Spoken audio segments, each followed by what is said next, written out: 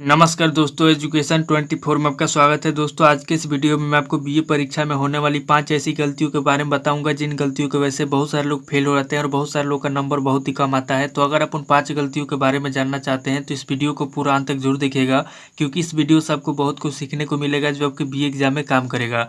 तो आइए देर न करते हुए वीडियो को शुरू करते हैं और उन 5 गलतियों के बारे में जानते हैं। दोस्तों, पहली गलती की बात की जाए तो ज्यादातर स्टूडेंट क्या करते हैं कि जब वो परीक्षा में किसी भी प्रश्न का उत्तर लिखते हैं तो किसी भी प्रश्न का उत्तर लिखते समय अगर उनसे कोई शब्द गलत हो जाता है तो शब्द गलत होने पे क्या करते हैं कि शब्दों को काट पीट करते हैं और अपनी गलतियों को छुपाने के लिए वहाँ पर व्हाइटनर का प्रयोग करते हैं। जैसे दोस्तों यहाँ पे मैं आपको दिखा रहा हूँ, ध्यान से देखिए।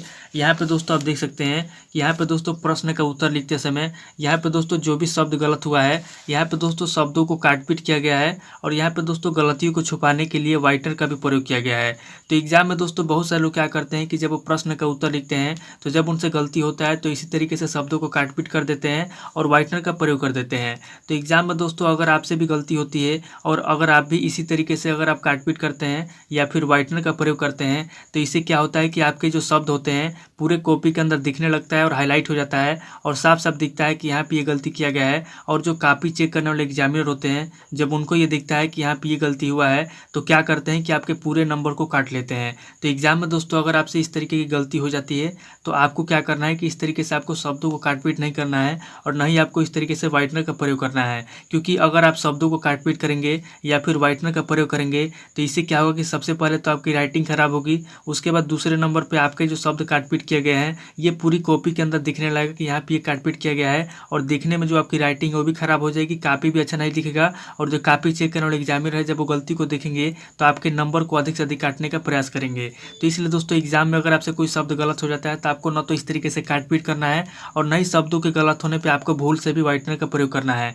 आपको क्या करना है, ध्यान से समझिए। अगर आपसे कोई शब्द गलत हो जाता है या फिर आपसे कोई गलती हो जाती है तो आपको क्या करना है, जैसे मान लीजिए कि आपसे ये शब्द गलत हो गया तो आपको क्या करना है कि शब्द गलत होने पे आपको इस तरीके से काटपीट नहीं करना है, बल्कि इसके जगह पे आपको क्या करना है कि बीच से आपको एक बार मार कर देना है और एक बार मार करके आपको छोड़ देना है। आपको इसके साथ छेड़छाड़ नहीं करना है। और यदि हो सके तो अगर आपसे कोई शब्द गलत हो जाता है तो शब्दों को बिल्कुल भी मत छूइए, उसको उसी तरीके से छोड़ दीजिए। क्योंकि अगर आप शब्दों को छेड़छाड़ करेंगे या फिर इस तरीके से काटपीट करेंगे तो शब्द अच्छे नहीं होंगे, राइटिंग भी खराब होगी, दिखने में भी अच्छा नहीं लगेगा, हाईलाइट भी हो जाएगा। तो इसलिए दोस्तों अगर आपसे कोई शब्द गलत होता है तो आपको क्या करना है कि शब्दों को इस तरीके से छेड़छाड़ नहीं करना है और नहीं शब्दों को इस तरीके से काटपीट करना है।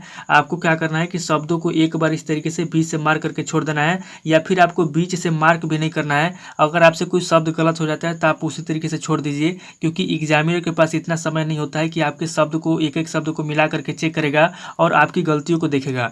तो इसलिए दोस्तों अगर आपसे कोई शब्द गलत हो जाता है तो शब्दों को न तो काटपीट कीजिए न तो व्हाइटनर का प्रयोग कीजिए। अगर आपको गलतियों को दिखाना है तो या तो आप बीच से मार्क कर दीजिए या फिर उसको बिल्कुल भी टच मत कीजिए, उसको उसी तरीके से छोड़ दीजिए। तो दोस्तों एग्जाम में आपको पहली गलती नहीं करना है। अगर आपसे कोई शब्द गलत हो जाता है तो शब्दों को न तो काटपीट करना है न तो व्हाइटनर का प्रयोग करना है। अगर शब्द गलत हो जाता है तो या तो आप बीच से मार्क कर दीजिए या फिर आप उसी तरीके से छोड़ दीजिए। अब दोस्तों दूसरी गलती की बात की जाए तो यहाँ पे दोस्तों ज्यादातर लोग क्या करते हैं कि एग्जाम में जल्दी जल्दी लिखने के लिए शब्दों को लाइन के नीचे लिखते हैं। दोस्तों एग्जाम में बहुत सारे लोग क्या करते हैं कि शुरुआत के 3 से 4 पेज 5 पेज अच्छे तरीके से लिखते हैं, बहुत राइटिंग बना करके लिखते हैं, राइटिंग भी अच्छी होती है। लेकिन जैसे ही आगे बढ़ते हैं, जैसे ही 3 से 4 पेज 5 पेज लिख लेते हैं, उसके बाद जब उनका हाथ दर्द करने लगता है या फिर जब वो देखते हैं कि उनके पास समय बहुत कम बचा है तब वो क्या करते हैं कि शब्दों को लाइन के नीचे लिखने लगते हैं। जैसे यहाँ पे मैं आपको दिखा रहा हूँ, ध्यान से देखिए।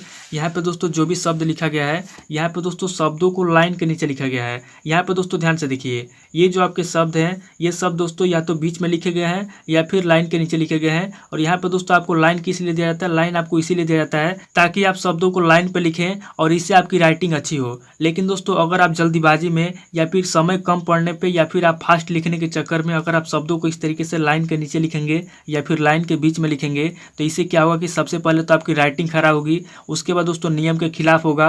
और जब नियम के खिलाफ होगा या फिर आपकी राइटिंग अच्छी नहीं होगी या फिर आप जल्दीबाजी में शब्दों को लिखेंगे तो एग्जामिनर जो होते हैं कॉपी चेक करने वाले आपका जो नंबर है काट लेंगे और नंबर काटने के बाद दोस्तों आपका क्या होगा, आपका जो मार्क्स है बहुत कम हो जाएगा। तो इसलिए दोस्तों एग्जाम में आपको दूसरी गलती नहीं करना है। आपको जल्दीबाजी में शब्दों को लाइन के नीचे नहीं लिखना है और नहीं लाइन के बीच में लिखना है। आपको शब्दों को लाइन पे लिखना है, क्योंकि लाइन आपको इसीलिए दिया जाता है ताकि आप शब्दों को लाइन पे लिखें और अच्छे राइटिंग में लिखें। अब दोस्तों यहाँ पे सवाल ये आता है कि अगर जल्दीबाजी में या कम समय बचा हो तब क्या करें। अगर आपके पास कम समय बचा हो तो आपको फास्ट लिखने का एक ही तरीका है कि आपको आपको क्या करना है कि शब्दों के ऊपर की जो लाइनिंग होती है उसको बस सीधा खींचते जाइए और लिखते जाइए। जितना फास्ट लिखना चाहिए उतना फास्ट लिख सकते हैं, बस आपको शब्दों की लाइनिंग सीधा रखना है और उसके बाद फास्ट लिखना है। लेकिन आपको शब्दों को न तो नीचे लिखना है न ही बीच में लिखना है, ये गलती आपको नहीं करना है। अब दोस्तों गलती नंबर 3 की बात की जाए तो ज़्यादातर स्टूडेंट क्या करते हैं कि उत्तर या हेडिंग लिखते समय लाइन नहीं छोड़ते हैं।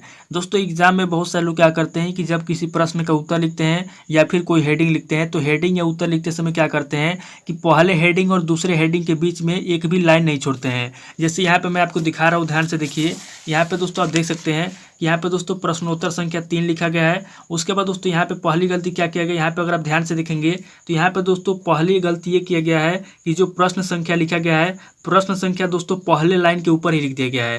तो एग्जाम में दोस्तों आपकी जो पहली लाइन होती है, आपको कोई भी प्रश्न संख्या, कोई भी उत्तर संख्या, फिर कोई भी हेडिंग आपको पहली लाइन पे नहीं लिखना है। आपको कम से कम 1 या 2 लाइन छोड़ना है और 1 या 2 लाइन छोड़ करके लिखना है। तो यहाँ पर दोस्तों सबसे पहले तो गलती ये किया गया है कि यहाँ पे दोस्तों जो भी प्रश्न संख्या लिखा गया है, प्रश्न संख्या को लाइन के सबसे पहले यानी कि सबसे ऊपर लिख दिया गया है। उसके बाद दूसरी गलती की बात की जाए तो यहाँ पे दोस्तों दूसरी गलती ये की गई है यहाँ पे दोस्तों जो हेडिंग लिखा गया है, जैसे यहाँ पे पहला हेडिंग लिखा गया है, यहाँ पे दोस्तों आपका पहला हेडिंग शुरू होता है और यहाँ पे दोस्तों आपका पहला हेडिंग खत्म होता है और यहाँ से दोस्तों आपका दूसरा हेडिंग शुरू होता है। तो यहाँ पे दोस्तों जो आपका पहला हेडिंग खत्म हुआ है और यहाँ पे दोस्तों आपका जो दूसरा हेडिंग शुरू हुआ है, पहले हेडिंग और दूसरे हेडिंग के बीच में दोस्तों कोई भी लाइन नहीं छोड़ा गया है। तो एग्जाम में दोस्तों अगर आप इस तरीके से लिखते हैं, यानी कि अगर आप किसी भी हेडिंग के बीच में अगर आप कोई भी लाइन नहीं छोड़ते हैं तो एग्जाम में दोस्तों होता है क्या कि जो कॉपी चेक करने वाले एग्जामिनर होते हैं उनको ये पता नहीं चल पाता है कि कौन सा हेडिंग कहाँ से शुरू किया गया है, कहाँ खत्म हुआ है, कौन सा हेडिंग कम कहाँ खत्म हुआ है, ये उनको पता नहीं चल पाता है। और जब उनको एग्जामिनर को ये पता नहीं चल पाता है कि कौन सा हेडिंग कहाँ खत्म हुआ है, कौन सा हेडिंग कहाँ से शुरू हुआ है, तब वो क्या करते हैं कि आपका जो नंबर होता है नंबर को काट लेते हैं। तो एग्जाम में दोस्तों आपको क्या करना है, आपको इस तरीके से नहीं लिखना है। जैसे अगर आप नीचे देखेंगे तो यहाँ पर भी दोस्तों उसी तरीके से लिखा गया है। यहाँ पे दोस्तों आपका दूसरा हेडिंग खत्म हुआ है और यहाँ पे दोस्तों आपका तीसरा हेडिंग शुरू हुआ है और दूसरे हेडिंग के खत्म होने पे और तीसरे हेडिंग के शुरू होने पे यहाँ पे दोस्तों बीच में कोई भी लाइन नहीं छोड़ा गया है। तो एग्जाम में दोस्तों अगर आप इस तरीके से लिखते हैं तो आपका नंबर वैसे काटा जाएगा। तो एग्जाम में आपको कैसे लिखना है वो भी समझ लीजिए। एग्जाम में दोस्तों आपको इस तरीके से बिल्कुल भी नहीं लिखना है। आपको क्या करना है, ध्यान समझिए। यहाँ पे दोस्तों आपकी जो मेन लाइन होती है, जैसे यहाँ पे आपको जो कॉपी दी जाती है, कॉपी के अंदर की जो पहली लाइन होती है, या तो आपको 1 लाइन छोड़ना है या फिर 2 लाइन छोड़ना है। 1 या 2 लाइन छोड़ करके आपको लिखना है। और यहाँ पे दोस्तों आपको क्या करना है कि जो भी आपका प्रश्न संख्या उत्तर संख्या है, प्रश्न संख्या उत्तर संख्या लिखने के बाद आपको या तो 1 लाइन छोड़ना है या 2 लाइन छोड़ना है। 1 या 2 लाइन नीचे छोड़ने के बाद ही आपको कोई भी उत्तर, कोई भी हेडिंग लिखना है।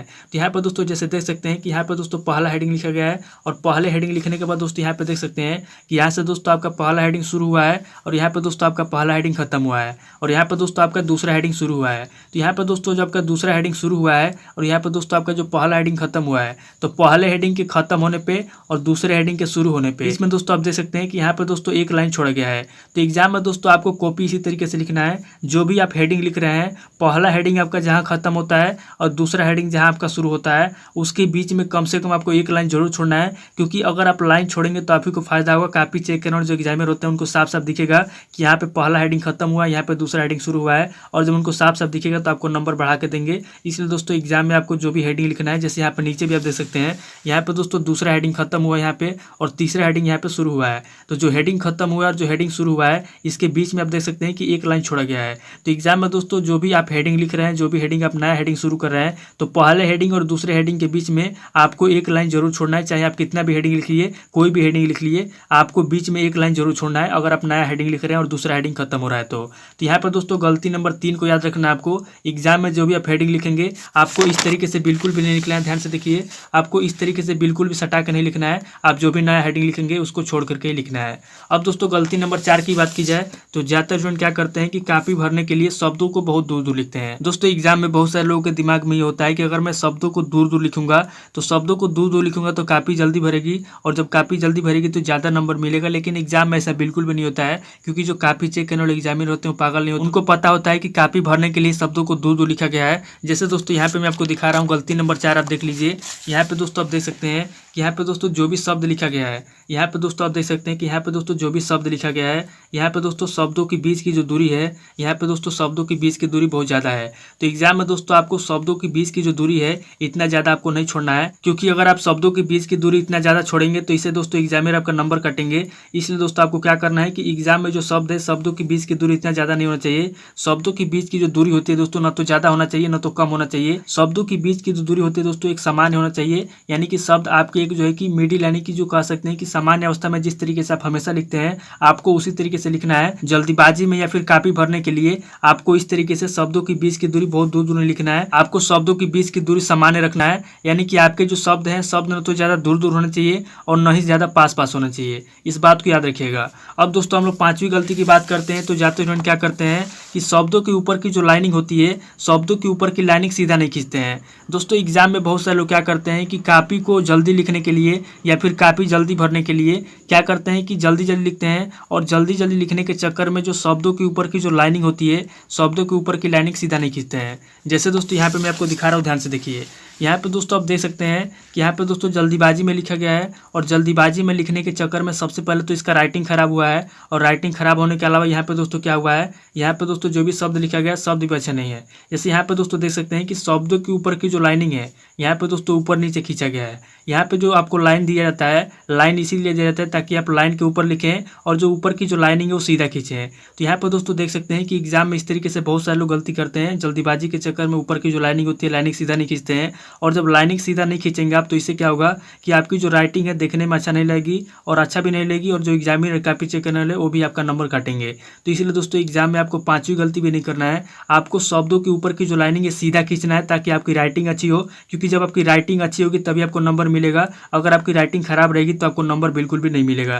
तो दोस्तों आज की इस वीडियो में हम लोगों ने 5 गलतियों के बारे में जान लिया। तो दोस्तों आज इस वीडियो को मैं यहीं पे स्किप करता हूँ और मिलता आपसे नेक्स्ट वीडियो में। अगर आपको वीडियो अच्छा लगा तो वीडियो को लाइक कीजिए, शेयर कीजिए, और अगर आप चैनल पर नए हैं तो चैनल को सब्सक्राइब कीजिए। थैंक यू दोस्तों।